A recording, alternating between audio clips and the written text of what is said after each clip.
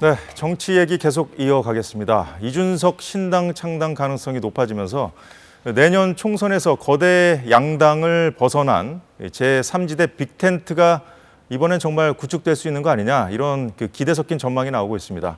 지금 모신 이분과의 연대 가능성도 거론되고 있는데요. 정의당 류호정 의원입니다. 어서 오십시오. 네, 안녕하세요. 정의당 반갑습니다. 류호정입니다. 네. 지난 2024년 4월 총선에서 정의당 비례대표로 당선되셨죠? 그렇죠. 네, 3년 남짓 이제 3년 의정 반 활동, 정도? 네. 국회의원으로서 활동을 하셨는데 되게 짧게 좀 소감 말씀 부탁드리겠습니다. 저 같은 경우는 이제 게임 업계에서 노동조합을 만들고 네. 뭐 일을 하다가 많이 답답함에 출마를 했고 당선이 됐거든요. 네.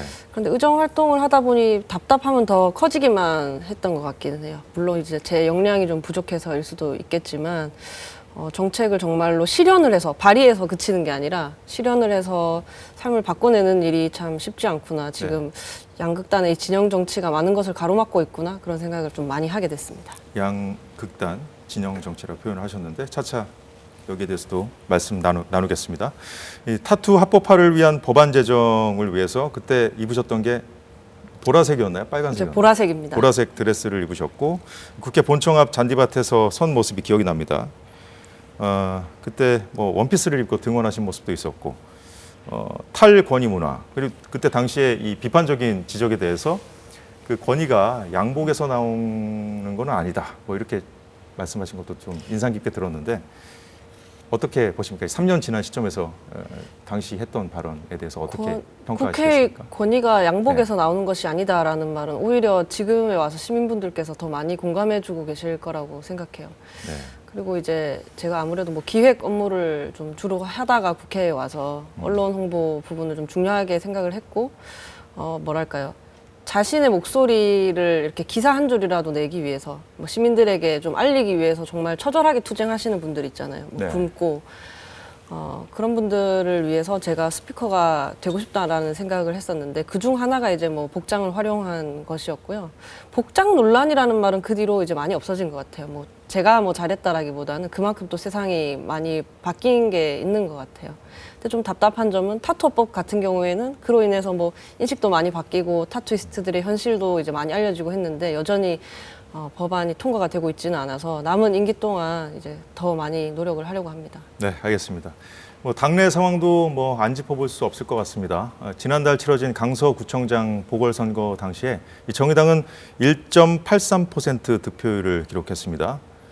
이 정도 뭐 참패라고 보시고 있는 거죠? 그렇죠. 이제 이번 강서구 보궐선거에서만 1.83을 받은 것이 아니라 그 이전 뭐 대선, 지선을 통해서 시민들께서 이제 정의당의 어떤 필요성, 존재 이유에 대해서 좀 더 증명해 보라고 계속해서 말씀해 주셨다라고 생각을 하고요. 네. 사실 지도부 내부에서도 약 3% 정도를 예상을 했던 것 같더라고요. 그런데 한참 못 미치는 결과를 받아서 충격이 컸던 것으로 알고 있습니다.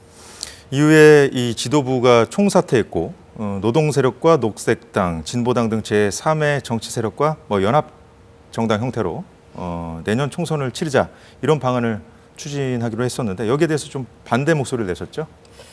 저는 이제 이 안이 정의당의 혁신이라거나 재창당에 해당하지는 않는다라고 생각을 했거든요. 왜 그렇게 생각하셨습니까? 우선 이제 그 내용들을 쭉 읽어보면 네. 뭐 모든 곳이랑 연대할 수 있을 것처럼 쓰여는 있어요. 뭐 네. 노동, 녹색, 뭐 지역, 뭐 제3부리 다 적혀는 있는데 실제 내부에서 뭐랄까 좀 더 진심을 갖고 소통을 하고 있는 곳들을 보면 사실은 우리가 기존에 알고 지내던 곳들, 익숙했던 곳들과만 대화를 하고 있고 어떻게 보면 이제 상황이 어렵다 보니 하던 대로 하는 그 선택을 반복하고 있다. 본 거죠. 게다가 이제 녹색당 뭐 분들이 이렇게 들어오셔서 비례 공천을 받고 당선이 되면 다시 돌아가는 방식의 것은 녹색당의 총선 전략이 될 수는 있지만 시민들 보시기에 정의당이 재창당이라 할 수 있느냐, 정의당이 이렇게 혁신했다라고 시민들께서 인정해 주실 것이냐, 뭐 그런 것에도 저는 굉장히 큰 이렇게 좀 문제가 있다, 그렇게 생각을 했어요. 앞서 저희가 뭐 이준석 신당설 관련해서 얘기를 나눴었는데 이 전 대표가 신당을 만들면 좋겠다. 젊은 정치인들이 당을 나와서 제3지대에서 정치를 바꿔나가면 좋겠다고 말씀하신 적이 있어요. 당원들의 선택에 따라서 당을 떠날 수도 있다. 뭐 그런 걸 암시한 건지 아니, 아니면 그런 건 어떤 뜻에서 말씀하신 겁니까? 전혀 아닙니다. 저는 2017년도에 정의당에 입당을 했습니다. 그때부터 다당제 국회, 실질적인 다당제 국회를 만들어야 한다라고 이제 생각한 그 당의 당원이었던 거고요. 예. 그런데 사실 이제 정의당도 그렇고 교섭단체를 이루는 그러면서도 오래가는 정당은 만들지 못한 상태이지 않습니까? 그러는 사이 양극당의 진영 정치가 이제 강해졌고 서로 대화하지 않아도 되는 그 정치의 풍경을 본 지가 오래된 거죠. 저는 이제 양당을 고쳐서는 어떤 우리 삶을 해결해내는 정치 모습을 볼 수 없을 거라고 생각하기 때문에 기왕에 이준석 대표가 신당 창당을 목표로 하고 있다면 제3지대로 오셔서 새로운 물결이 돼서 이 국회를 함께 바꿔봤으면 좋겠다, 정치를 바꿔봤으면 좋겠다라고 말씀을 드리는 거고, 탈당은 또 이제 별개 전혀 생각하고 있지 않고 지금 제가 그 당 지도부의 안에 대해서 매우 강하게 비판을 하고 있는데 앞으로 당 대회 등등의 어떤 일정을 남겨두고 있거든요. 그러면 다시 한번 민주적 절차를 갖고 당원들을 설득할 수 있는 기회가 있는 거잖아요. 저는 최선을 다할 생각입니다. 현재로서는 뭐 탈당 같은 것까지는 생각하고 있지 않고 이제 제3지대라든지 아니면 전체적으로 정치권에서 같이 젊은 정치인들과 함께 좀 뭔가 정치 개혁에 같이 동참할 생각은 있다. 뭐 이런 뜻으로 해석해도 되겠습니까? 제3지대에 있는 인물들 혹은 정치 세력들이 그동안 기성이었던 양당이 보여왔던 나쁜 점, 뭐 답습하지 말아야 할 점들을 좀 개선한 모습을 보여주면 어떨까 하는 상상을 저도 한번 해본 거죠. 왜냐하면 이제 요즘 뭐 이준석 대표가 신당 창당한다고 하면서 이제 저도 언급이 되고 뭐 그럼 어떻게 생각하냐라고 이제 질문들을 하시니까 제가 한번 상상을 해본 거죠. 가령 예를 들면 답변을 좀 길게 해도 되는 건가요? 네, 말씀하시죠. 네. 가령 예를 들면 이제 저희들을 두고 이제 젠더 갈등으로 과연 합의할 수 있을 것이냐, 뭐 그런 질문들을 하시잖아요. 그건 좀 이따 다시 제가 다시 여쭤보겠습니다. 네, 그러면 이정미 지도부 사퇴 이전에도 선거연합 추진에 대해서 강하게 비판하신 바 있습니다. 잠시 그 영상 보고 말씀 나누겠습니다. 정의당 이정미 지도부가 강서구청장 보궐선거 이후 내놓은 유일한 수습책은 녹색당과의 통합입니다. 2024년 총선 이후 각자의 당으로 복귀하는 시나리오를 도대체 정의당의 혁신이라 부를 수 없다는 것입니다. 정의당은 위성정당 방지법을 국회에 제출한 정당입니다. 완벽한 자기 모순입니다. 네, 발언 수위가 상당히 높은 것 같습니다. 이 선거를 앞둔 야합 뭐 이런 측면에서 좀 비판을 하신 겁니까? 저는 이제 기성의 정치보다 더 나쁘다고 생각했어요. 특히 정의당이 그랬기 때문에 저마저도 조금 배신감을 느끼기도 했는데요. 뭐 선거 연합 정당을 두고 유럽식 뭐 연합 정당이다 이렇게 설명을 하는데 저는 아무리 해도 그렇게 설명을 할 수가 없었거든요. 기본소득당이나 시대 전환을 그 선거 후에 다시 돌려보낸 그 더불어 시민당과 크게 차이가 있는가 했을 때 그렇지 않다라고 여전히 생각하는 거고 우리는 괜찮다라고 하는 것은 양당에서 너무 많이 본 말 아닙니까? 내로남불 아닙니까? 그래서 이 핑계로 거대 양당은 다시금 그러면 위성정당을 만들 핑계를 가질 텐데 자매정당을 또 만들려고 할 텐데 그때 우리는 그들을 비판할 수 있겠습니까? 왜 우리가 그 잘못을 눈 감아야 하죠? 저희가 이제 저희의 어떤 혁신 아닌 혁신을 하기 위해서 그것이 이제 제가 납득이 되지 않아서 좀 그날 좀 길게 말씀을 드렸고요. 지금도 여전히 저는 이 연합정당은 소위 운동권만 연합하는 최소 연합이라고 보고요. 뭐 녹색당 제외한 연합 대상이 뭐 진보당, 노동당, 뭐 민주노총의 일부 정파, 지역정당 운동의 일부 세력 뭐 이런 정도거든요. 제가 운동권이 나쁘다는 말은 아니지만 이렇게 되면 시민들 눈에 그동안의 진보 정당과 전혀 달라 보이지 않는다라는 것이 이제 가장 큰 문제로 비쳤습니다. 혁신하지 못했다. 혁신하지 못했다. 그래서 이제 그 류 의원의 그 행보에 언론의 관심이 좀 높아진 것 같고 그 이준석 신당과 연계돼서 계속 뭐 기사가 나오고 있는 것 같습니다. 세 번째 권력 정의당 내 그 소장파 의원 모임이라고 이해를 하고 있는데 출범식의 모습을 드러내기도 했던 그 이준석 전 대표, 최근 그 이 전 대표의 신당 창당설이 힘을 받고 있지 않습니까? 제3지대와의 외연 확장이 그 어디까지 이루어질지 관심이 모이고 있습니다. 자, 세 번째 권력 그 장혜영 의원도 함께 하고 있죠. 연대 가능성도 그 이준석 전 대표 측과의 연대 가능성도 계속 언급되고 있는데 그 이 전 대표가 여기에 좀 반응한 게 있거든요. 그 목소리 잠시 들어보겠습니다. 요즘 보면 정의당은 무슨 이벤트 쫓아다니는 사람들처럼 돼버렸어요. 근데 저는 그런 상황의 정의당과는 연대 안 하겠지만 과거 노회찬 의원이 의미 있는 아젠다를 던지는 모습의 정의당과는 뭐든 할 수 있습니다. 자, 여기에 뭐 그 반응한 건지 모르겠습니다만 장혜영 의원이 그 이준석 그 전 대표에 대해서 뭐 혐오 정치다, 그리고 도대체 추구하는 게 뭔지 모르겠다, 이렇게 뭐 비판하기도 했는데 어떻게 생각하십니까? 저는 이제 정의당을 두고 뭐 이벤트만 쫓아다녔다라고 하시는데 저는 뭘 자세히 알고 말하지 않았을 거라고 100% 확신합니다. 왜냐하면 네. 제가 이 전 대표를 무시해서가 아니라 정의당의 기사가 그렇게 많이 나지 않기 때문에 잘 아실 수가 없는 상황인데 저렇게 자신 있게 말씀을 하셔서 좀 당황을 했고요. 전에는 사실 제가 박영선 전 서울시장 후보가 노회찬 정신을 언급했을 때 제가 이렇게 말씀드렸어요. 노회찬 정신은 누구도 독점하여 계승할 수 없다. 정의당만의 것일 리도 없다. 사회적 약자와 서민을 위해 평생을 바쳤던 그를 기리는 모두의 것이다. 그렇기 때문에 무엇이 노회찬 정신인지를 규정할 수 있는 라이센스가 이 전 대표한테만 있는 것은 아니겠죠. 네. 그래도 다만 이제 지금 아까 말씀드린 것처럼 적대적 공생하는 이 양당제를 넘어설 수 있다면 좀 많은 것을 내려놓고 대화해 볼 수 있지 않을까? 사실 정치라는 게 갈등 그 자체가 중요한 게 아니잖아요. 정치인들은 서로 애초에 다른 생각들을 가진 시민들을 일정 부분 대변을 하고 있고 예. 대의하고 있고, 그럼 그걸 가지고 만나서 싸우기만 할 게 아니라 싸워서 또 뭐 자기 조직 강화할 만한 써먹을 게 아니라 대화를 해서 그 문제를 해결할 방법을 갖고 나와야 하는데 지금의 정치가 그러지 않은 지 오래되었지 않습니까? 네. 그래서 제가 이제 제3지대 하신다고 했을 때 그렇게만 부정적으로만은 보지 않고 있는 이유기도 합니다. 자, 그냥 기왕이면 잘 하셨으면 좋겠습니다. 그 양당 정치의 문제를 해결할 수 있다면 내려놓고 대화할 수 있다, 이렇게 말씀하셨어요.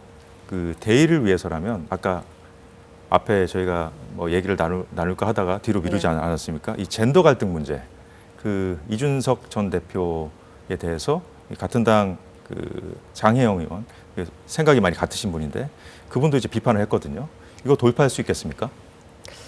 지금 저희가 뭐 같은 당을 하자고 하는 건 아니잖아요. 네. 제3지대 안에서 좀 서로에게 혹은 그리고 우리 공동체에 좋을 수 있는 방향이 무엇인지에 대해서 이야기해야 한다라는 거고, 그렇다면 젠더 갈등에 대해서 우리가 터놓고 이야기하는 것은 거의 숙명이라고 생각을 합니다. 지금 이준석과 뭐 페미니즘 진영이 뭐 서로 좀 과했던 지점을 터놓고 이야기를 하지 않으면 사실 지금 젠더 갈등 경우에 특히나 젊은 분들이 심각하게 바라보고 계신데 네. 이대로 곪기만 하면 사회 공동체에도 꽤 악영향을 미칠 거라고 생각하고 있습니다. 네. 어쨌든 뭐 이전 세대가 건설적이지 못하게 이념 갖고 싸웠다, 이런 비판도 많이 하셨는데 어쨌든 그 이런 걸 해결하기 위해서는 내려놓고 대화를 할 수 있을 정도로 이 대의가 중요하다고 보시는 거 아니겠습니까? 충분히 그 젠더 이슈 등 다른 접점을 찾아갈 수 있다고 보시는 거죠? 지금 말씀하셨듯이. 지금 뭐 사실 대한민국 경우에는 뭐 산업화와 민주화를 겹치면서 이념 갈등, 뭐 지역 갈등이 깊어진 측면이 있지 않습니까? 그런데 이게 정치권이 이런 문제들을 좀 악용하고 있어서 그렇지 이런 갈등들이 평범한 시민들 사이에서 많이 해소가 됐거든요. 이제는 뭐 젠더 말을 좀 줄여야 되나요? 아니, 말씀하십시오. 네. 이제는 이제 많은 전문가들이 뭐 젠더 갈등이나 세대 갈등도 이제 꽤 심각해질 거라고 진단을 하고 있거든요. 이런 것들을 새로운 정치인, 젊은 정치인들이 해결하는 것을 좀 숙명으로 받아들였으면 좋겠고, 이전 세대의 그런 오랜 기간의 그 갈등을 우리는 답습하지 않았으면 합니다. 그래서 이준석 전 대표가 전에 언론 인터뷰에서 여성 할당제는 토론할 수 있지만 만약에 피해자가 여성인 모든 사건을 여자라서 죽었다라고 하면 대할 수 없다라고 하시더라고요. 네. 저도 이런 정도가 이준석과 류호정의 젠더 갈등이라고 한다면 충분히 대화하고 풀어낼 수 있는 거거든요. 저도 네. 한동훈 장관과 뭐 비동의 강간죄로 이렇게 토론을 하지 않았습니까? 저도 정책 토론이 하고 싶은 거지. 그래서 해결을 하고 싶은 거지. 뭐 여자도 군대 가라 같은 뭐 그런 말로 대화가 단절이 되는 어떤 정치를 바라는 것은 아니었거든요. 그래서 그냥 해내야 하는 일이라고 생각합니다. 알겠습니다. 건설적인 대정부 질문을 하고 싶다는 발언도 자주 하셨던 걸로 제가 기억을 하고 있는데 그 오늘 얘기 나눈 동안에도 이제 거대 양당 정치 문제점들 많이 지적을 해주셨거든요. 그 지난 대정부 질문에서 한덕수 총리에게 질의하는 모습도 화제가 됐었는데 잠시 영상 보고 오겠습니다. 정치가 바뀌어야 대한민국이 바뀐다라는 말 저보다 많이 들어보셨을 텐데 전 고개가 갸우뚱해집니다. 적어도 2023년 지금의 대한민국은 반대입니다. 저는 이걸 87년 체제라고 부르는데요. 정치는 오늘도 그 시절 산업화 그리고 민주화로 나뉘어서 싸우고 있습니다. 합리성, 과학, 지성 이런 것들이 지배하는 그런 정치가 정말 되기를 간절히 평소에 희망을 해봅니다. 절대로 진전되고 있고 더 나아지고 있다 이렇게 봅니다. 선배님이 그렇게 말씀하셨기 때문에 기대를 하고 싶어집니다. 네, 한덕수 총리에게 선배님이라는 그 호칭을 쓴 게 인상 깊었는데 이 청년 정치인으로서 느낀 우리 정치의 가장 큰 문제점, 정치 양극화였다 이렇게 정리해 볼 수 있을까요? 이제 양극단의 진영 정치를 이제 총론으로 네. 이야기한다면 약간 강론으로 세 가지를 제가 좀 짚었었거든요. 당시에 모든 행정부 관료가 대통령 한 사람의 입만 쳐다보게 되는 이 제왕적 대통령제, 그리고 이제 상대편이 잘 못하면 집권하고 까짓거 집권 못해도 제1야당 하면 되는 지금 승자 독식의 선거제도, 그리고 마지막으로 공천 받으려면 당이 상식과 멀어져도 눈 감아야 하는 공천제도 내지 정당 네. 문화를 제가 짚었고요. 이 세 가지 요인이 정확히 같은 시점에 같은 공간에 모여서 이런 최악의 정치를 만들었다고 저는 생각을 했고, 총리님께서도 꽤나 크게 한숨 내쉬면서 네, 공감을 해주셔서 조금 놀랐습니다. 그래서 이제는 처방이 있을 차례인 거고, 저는 이제는 양당이 돌아가면서 집권도 해봤고 다수당도 다 해봤지 않습니까? 제3지 그 안에서 문제를 찾기에는 충분히 많은 기회를 시민들께서 주셨다고 생각합니다. 진정한 의미에서 누군가의 어떤 이중대가 아닌 진정한 의미에서의 제3지대가 이제는 필요하다. 그렇게 해서 건강한 정치를 다시 회복해야 한다고 생각합니다. 3년 남짓 그 국회의원으로 활동을 하시면서 느끼신 점이 많은 것 같습니다. 앞서 그 류호정 의원을 소개하면서 2024년 4월 총선에서 당선됐다고 제가 잘못 언급한 것 같은데 2020년으로 바로 잡겠습니다. 예, 오늘 못다한 얘기는 다음에 또 모시고 나눠보도록 하겠습니다. 고맙습니다. 네, 감사합니다.